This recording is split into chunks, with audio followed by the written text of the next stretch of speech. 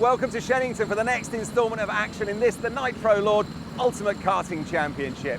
4 races from 3 different classes coming your way in this programme, including these guys, the Honda Cadets, for whom this season, getting the checkered flag has been something of a rarity.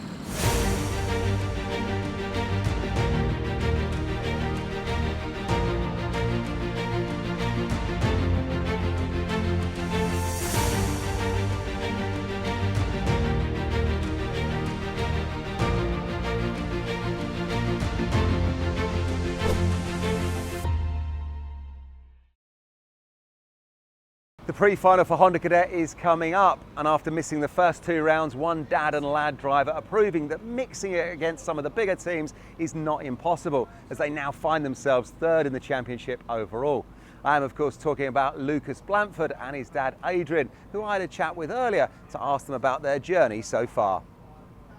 Hi, I'm Lucas Blanford. I am number 59, racing in Honda Cadets. Hi, I'm Adrian Blanford. I'm Lucas's dad, and I'm basically here to support him mechanically. You're sitting 3rd in the championship with, well, this is the 2nd to last round. It's going well. Is this where you thought you'd be at this point in the season? Well, we never thought that we'd be here in this situation because we're really new to this championship. We've only done 2 rounds. Our aim was the top 10, so top 3, I think we've really passed that goal. So really happy with that. Lucas is really achieving a lot this year. He's only been doing it for a year in the kart seat. I think the disadvantage we have over the teams is we can't use data. We only have Lucas's data, whereas teams have various amounts of data from different drivers, different setups, what works, what doesn't. And also Lucas's experience against them. These guys have been racing since they were 6 years old. Like I say, Lucas started in July 2020, so it's extraordinary where he's come from. It says a lot about him as a young man. It all started when I was 4 years old. Got my first Bambino kart, but then my dad used to race cars at Knock Hill. But then I saw him roll a few times, so I was like, no, I don't want to do this anymore. So then I went to my best friend's birthday party about a year ago as well, and then it just clicked again. And then I said, I want to do this again. So it all started again back at this track. So I've got some really good memories back here at this track.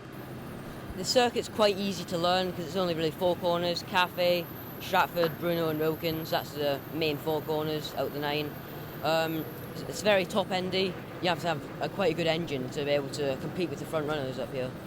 And Adrian, just talking about having a good engine, having a good mechanic and understanding it is what it's all about. And presumably from your background in cars, you've got a little bit of an idea what's going on with how to set one of these things up. Yeah, I've got it's very, very different. With cars, you're dealing with suspension. With here, I've been told you deal with it and look at it as like a spring. We do get help within, obviously, the crock horning from Dave, who's been helping us over GYG and obviously here and will be coming with us to Lord Warden Law as well. So that's been really good help and really has helped Lucas from a driving point of view as well. And I'm guessing from your background in cars, you've switched on very quickly to the understanding of marketing. You've got a fantastic setup here. Branded shirts, branded van. It's key to get that side of the racing right. Definitely. I would say it's one of the largest percents of going racing is to get the branding right and the marketing right. You need people. We couldn't do this on our own. We need people with us to help us through this journey and as the journey continues. So yeah, branding has to be very strong. I need to get top 3 every race weekend from now to be able to hopefully challenge for the championship win. My aim is to win the championship, but if not, I'm really happy with 3rd. Just tell me who you've got supporting here this weekend alongside your dad. I've got my mum, my sister and my brother. Got a few friends coming down, a sponsor as well, and my gran and grandpa. Well, best of luck for the weekend. Thanks, Lucas. Thank you. Thank you very much. When we talk about people who are naturally gifted, naturally talented at something, for Lucas Blanford to be doing what he's doing in this grid, particularly against team drivers in the main, after just 12 months in karting is quite astonishing. And that interview at 12 years of age just shows a media savvy beyond his years, Jake. Certainly does. We all know who Lucas Blanford is now, don't we? Now, a nice little treat for you this time. Normally we bring you the Honda Cadet final, but this time we're also going to bring you the Honda Cadet pre-final. So we'll have this race, and that will lead us to the starting grid for the main event. And that gives us just a little bit extra from the Honda Cadets this time here at Shennington. Away we go. Blanford trying to beat Charlie Wolford to the first corner. Job done. But that's not going to be easy to hold on to with someone of the skill of Charlie Wolfett right underneath him as well, as the field works its way through Cafe Corner for the first time. They run to that outside line, which is where you place the kart in the fastest possible trajectory. But it's looking good for Lucas Blanford, who holds on in front of Charlie Wolfett as they head into the hairpin for the first time. Is everybody going to get through? Looks like they've just about stayed out of dodge there. Excellent to see. Great racecraft from the competitors on the first lap. They've all lived by the same doctrine there. You can't win on lap 1, but you can definitely lose. So everybody's kept it nice and neat and tidy. And as we go onto the back straight, it's Cole Denham that's charging after the leading duo, as Lucas Blanford has Charlie Wolfett all over the back of him, and they charge their way through in good formation. Charlie Wolfett involved in that first lap incident at Glenigorse Park, of course, last time, but he's made the first lap, completed the first lap this time in second place, so great performance so far. Great battles. We're on board with Lucas Blanford as he gets some pressure into Cafe Corner.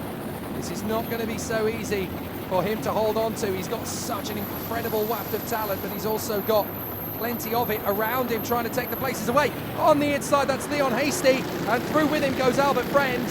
So the two teammates obviously working in unison to try and move their way further forward. So Lucas Blanford loses out in the lead of the race for the moment from Hasty and Friend. Charlie Wolfett is still in that mix though, so this is a race that's going to rumble on and on. Now Blanford, it's so easy for a driver with very little experience to kind of lose the plot and lose traction here, but he's not. He's staying in the hunt. 49 is in the mix. Cole Denham getting through. Charlie Wolfett does not get through. Lucas Blanford keeping his elbows out and making sure he doesn't lose too much time and traction. He's down to 4th position, but there's still plenty of racing to come with this pre-final and the final on next to it. There's still plenty of opportunities for him to get back up to the front. Yeah, as you were saying, Jake, Luke Blanford's inexperience, if you like. He's only been racing 12 months, it's quite remarkable, as Wolfett has another look up the inside, comes alongside. Is he going to hold on, coming down to the Bruno chicane? But no, Blanford holds on. But his lack of experience, this is where, you know, he needs to understand that doesn't want to lose the plot here, doesn't want to let the red mist descend. All right, he's lost places from the start. He had the lead, now he's down in 4th. Just got to get on with it. But I'll tell you what he is very good at doing here, Lucas Blanford, and that is being able to trust his own instincts. He's just holding on to himself out in the lead of this race. He's keeping himself perfectly together. Now this is the lower gaggle of drivers. We've got Rocco Shenton, Alex Kochikov, Jacob Giblett-Lee is in the mix there as well, Gregor Reed, Lachlan Johnstone, Ashley Haas and Leo Aina in the mix there. So lots of good battles in the midfield, as much as there is up at the front. Back on board with Lucas Blanford. Wolfett coming for the inside line of the hairpin as we get close to Denham. And again, Blanford rides it out with Wolfett around the outside, but this time Charlie Wolfett has to keep checking over his shoulder to make sure he's definitely got past and made the overtaking move. That was sensible from Wolfett. He knew that he was side by side with Blanford, but so often we've seen drivers just tuck back in and go, well, I've got the move, I'm a little bit in front, so I'm going to take it. But you're not quite fully past the driver, and you end up coming into contact and causing all sorts of problems. So that was well read by Charlie Wolfett. He knew he was alongside Blanford. He just wanted to make sure before he tucked back into the queue that he had got enough ahead that he wasn't going to make contact with Blanford on the way out the turn. And that was wisdom from Charlie Wolfett. You know that you're going to keep racing at the front end of the field if you just keep your wits about you.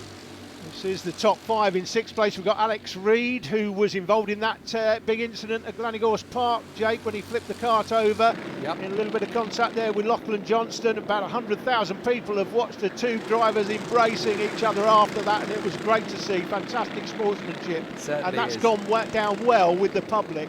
I tell you what as well, this battle is absolutely raging. Shenton, Giblett-Lee, Kochikov, Reed, Haas, Aina, Johnstone, Bell, Brown, Mulvaney. This is absolutely sensational racing between them all as they continue to squabble on the back straight.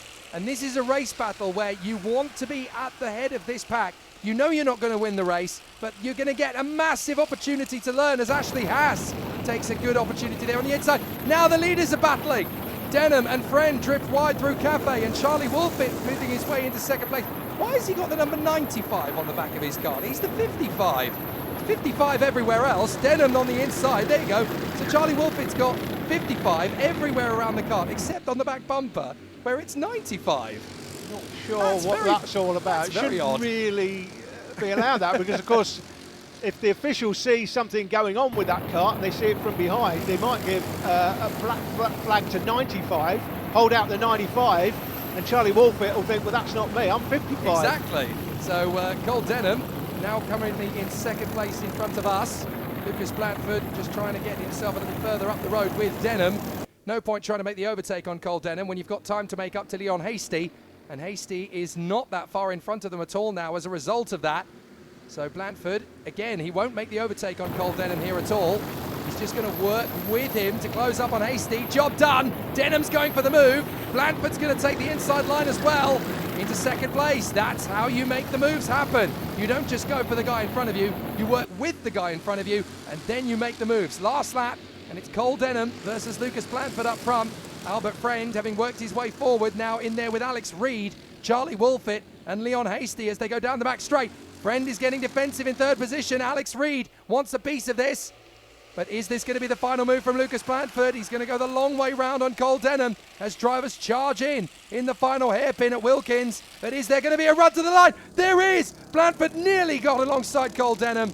But Denham's going to get it from Blanford. Wolfett in third place. And Albert Friend in P4 from Leon Hasty and Alex Reed. And that, ladies and gents, was literally just the warm-up, because the main event, the final, is coming up next. It's a little bit like the sprint race, new sprint races in Formula One, where you finish the pre-final. That's your grid position for the final coming up after the break, Jake. Indeed it is. So Cole Denham takes the victory from Lucas Blanford, Charlie Wolfett in third place from Friend, Hasty and Reed, Ryan White in seventh from Kaiser Raymond, and then Levi McCarty and Jacob Giblett-Lee. That is the order they will be when we start the final. Well, that was the pre-final, so let's see what happens after the break when they'll be lining up on the grid for the super final.